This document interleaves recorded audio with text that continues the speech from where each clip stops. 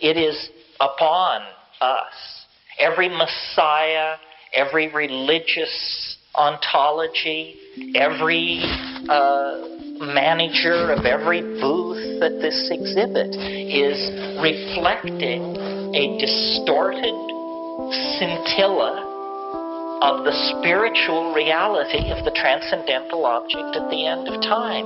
Every one of us is a particularized and distorted image of this transcendental object into which we are being dissolved, into which global culture is being dissolved. So,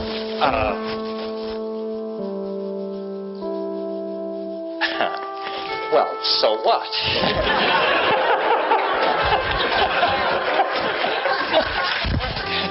So we can cut into this cycle at any point. We can become aware of it, we can become part of it, we can deny it. There is no loss in the circuit.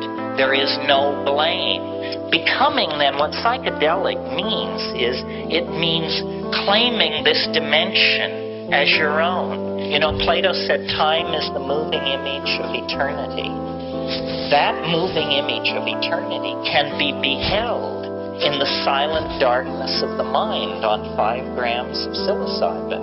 And if you think the universe is mundane, if you think there are no more frontiers to cross, no more adventures to be had, I'm telling you, you can turn your living room into the bridge of Magellan's ship on a long Saturday evening with 5 grams of psilocybin in silent darkness. We are living in the most empowering age in human history because all of the energy of the ancestors, not only the human ancestors, but our animal, our primate ancestors, all of that energy pours into, is focused into this moment. We are the transition generation. We have 1 foot in matter and 1 foot in hyperspace. And we can redeem the trust of thousands of years. All of the horror of history can be redeemed if we don't drop the ball. Every pogrom, every instance of racial, sexual, or minority persecution can be redeemed if we give the human adventure meaning. And we give it meaning by discovering the totality within ourselves and then exemplifying it for each other. And this dissolves boundaries, empowers the weak, enlightens the strong, and brings hope to all. And it can only be done if we accept the gifts which nature has offered us. Thank you very, very much.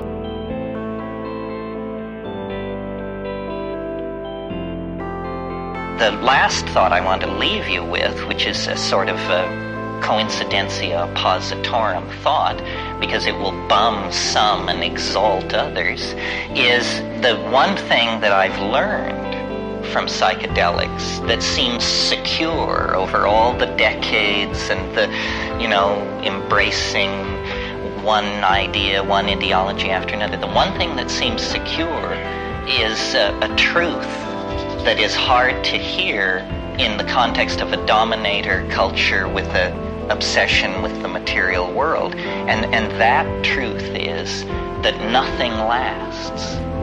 Nothing lasts. Your enemies will fade, your friends will fade, your fortune, your poverty, your disappointments, your dreams, everything is in the process of changing into something else. So your agony is about to be assuaged. On the other hand, your happiness is about to be destroyed. So the obligation that comes out of this realization is an obligation to the immediate moment, to this thing that I've been calling the felt moment of immediate experience. It isn't who you were or what you were or who you will be. or what you will be. It's the felt moment of immediate experience, and this has been robbed from us by media and by our tendency to denigrate ourselves, to see the world in terms of the great ones, not here, whoever they are, Aristotle, Madonna, Jesus, whatever your particular bent is. The overcoming of neurosis, of unhappiness, of toxic lifestyles is the felt presence of immediate experience in the body, in the moment. And, psychedelics, sexuality, gastronomy, sport, dance, these are the things which put you in the felt presence of the moment. And that's really all you ever possess. Your memories are eroding away. The futures you anticipate will mostly not come to pass. And the real richness is in the moment. And it's not necessarily some kind of be here now, feel good thing, because it doesn't always feel good, but it always feels. It is a domain of feeling. It's primary. Language is not primary. Ideology is not primary. The propagation of future and past vectors is not primary. What's primary is the felt presence of experience, and that is the source of love, and that is the source of community. If someone had never taken psychedelics and had no interest in it, and had come here because they thought this was the Traegering group, I think they would be truly alarmed and disturbed by what they hear, because we appear to be mad people, because we appear to be fully engaged with an unseen, invisible world, and we're calling it the cause of history, the purpose for the future, and the basis for everything going on between us. But nobody said life was simple, because every single person who does this is seeing things no human eye has ever fallen upon, and it is a realm of ideas, and we do each bring back different souvenirs from that place. We are all equally qualified. We don't know who will spot the whale, but everyone should have their eye peeled, because that's what we're doing. We're searching for an encounter with Leviathan. Nature is God. That was the informing vision of Moby Dick, and it's a good one to carry as a metaphor into the psychedelic experience. There again was a perfect example of the male ego unable to release into the matrix of nature until it literally dragged them into the depths. Through the building of community, through the music and the dissolution of boundaries, through the use of these psychedelics, the shaman are showing how you create an archaic style culture after 5,000 years of human history. Because we can't abandon technology. We have 6 billion people on this planet. But the shaman and the rave culture are showing us how we can take what was best in the society of 25,000 years ago and bring it into the center of our lives and live it again, and create a community of caring, intelligent people who've got their heart connected to their head and their heart connected to their feet, so that through dance, feeling, philosophy, sexuality, art, we manifest the creativity that is going to be necessary for us to save ourselves. This is the key, you see. If the expansion of consciousness does not play a major role in the human future, what kind of future is it going to be? My goals are very modest. I'm very pleased that it chose to confide so concrete an idea in me. But if it had never chosen to do that, I still would die a happy man with the unspeakable experiences of beauty that it has shared with me. Because my psychedelic trips these days are not about the time wave. the time wave is pretty much a done deal. So I think it's like everything else in life. Intent is everything, and impeccability means in that domain, do not seek to use. Do not seek to use. It's a religious mystery, and that doesn't mean it's an unsolved problem. It means a mystery. And life is only worth living as long as the mysteries continue to inform, transform, and inspire us. And the last thing I want to say, and then I'll leave you, is the truth can take care of itself.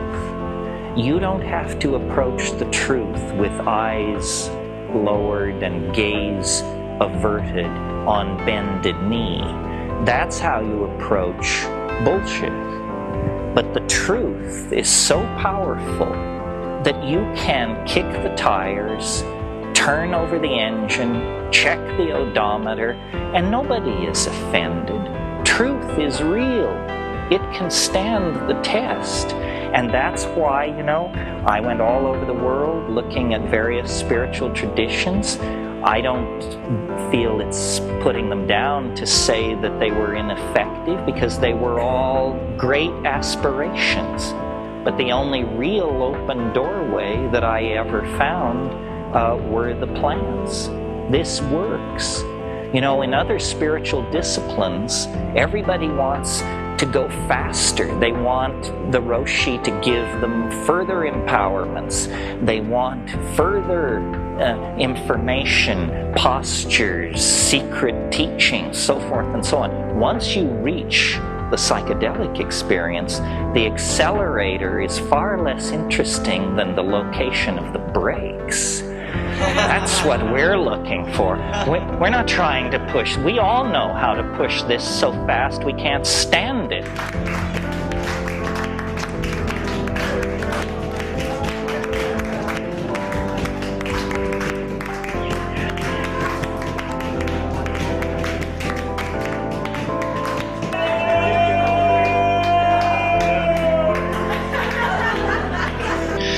We need a feeling of unity. Feeling is primary.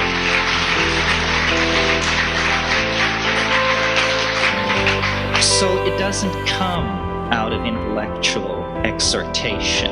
It comes out of a personal act of courage made by the individual. An act of courage which involves surrender. Surrender is the opposite side of the coin of ego. The central issue of our times is our inability to surrender to what we know is right. We have the ability to feed the hungry. We have the ability to educate our children, to clean up our environment, to eliminate sexism, to eliminate racism. The question is, can we change our minds fast enough? Not can we change our minds, but can we change them fast enough? A return to archaism with the lessons learned in history. That's where we were happy. The fall was a fall into a veil of tears, into a world of limitation and pain and suffering and infectious disease and so forth and so on.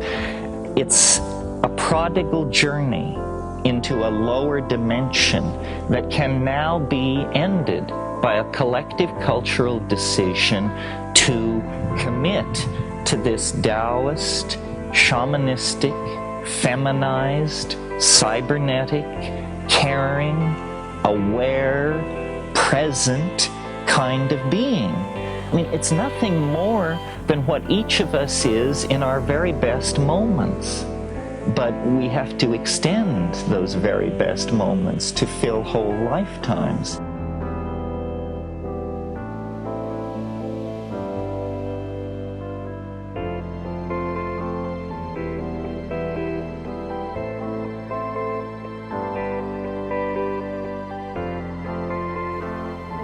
Let's try to get some footage. That's interesting. The age thing. That's great. Old man. Old Man McKinney. It must be approaching 2012 now. He's... This is your